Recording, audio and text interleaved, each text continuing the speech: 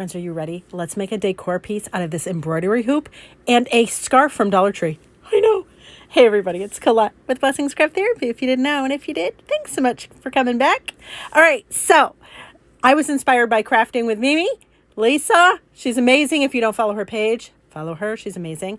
She did something and I wanted to try my hand at it. So here we go. I have a scarf from Dollar Tree. Look at how beautiful it is. These bees slay me. I love them. And I have a hoop. I had it in my stash. I think I got it at Michael's. They're like $2, something like that. And you center your the bottom hoop, the one that goes on the inside of your embroidery hoop. Center that where you want your image. And then you put the top one on top. And you might have to loosen that screw a bit so you can get it over. Then once you get it where you want it, you press it down, you tighten it up. Look at how fun this is. And then I cut the excess fabric off. Yes, it did somewhat pain me to cut it because it's so beautiful. But that's all right. We're going to use it for other projects. Why can't I talk? Words are hard. Anyways, so then on the back, you know I like the vintage stuff. So I just sanded it and it made it all fringy and frayed. And I love it. But if you don't like that, certainly cut it really close. All right. So then I have these half wood beads, and you could do it one of two ways. One, you could put the glue on the bead and put it on the hoop.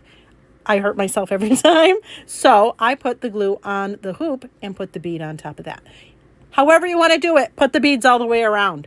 Ta-da! Look at how pretty. Now you could stop there. Super cute, but we won't because I got a little mini Bodabra that I've had in my stash for literally years. I got it on clearance. I paid the price. It was like $14. But all we're doing right now is you put your first one in the center.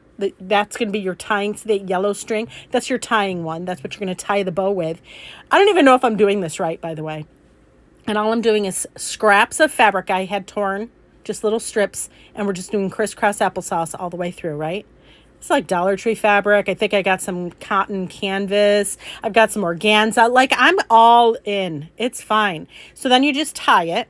And then I like to muss mine up a bit so that it looks even more frayed and whatnot. But you do how you want.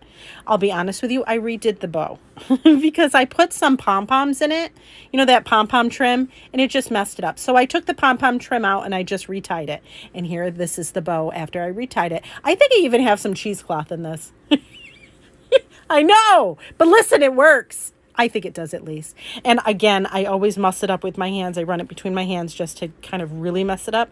If you don't like that though, please do a very put together bow. And that works too. But this is how I like it.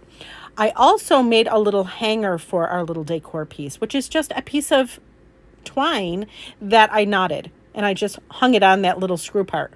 Then I'm going to put some glue on the back of our messy bow and put that on top. I put it where the screw part is, but you could put it anywhere. But look at how pretty. So cute. You didn't think you didn't think I wasn't going to distress it, did you? I tricked you. I am distressing it. And if that triggers you, I'm sorry. It looks beautiful either way, right? But anyways, friends, look at how pretty.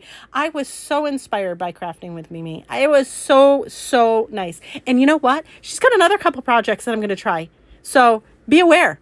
You might follow her page too because I'm watching her and I'm being inspired. And that's the way that crafting works, right? That's the way creativity works. We get inspired and then we do it our own way.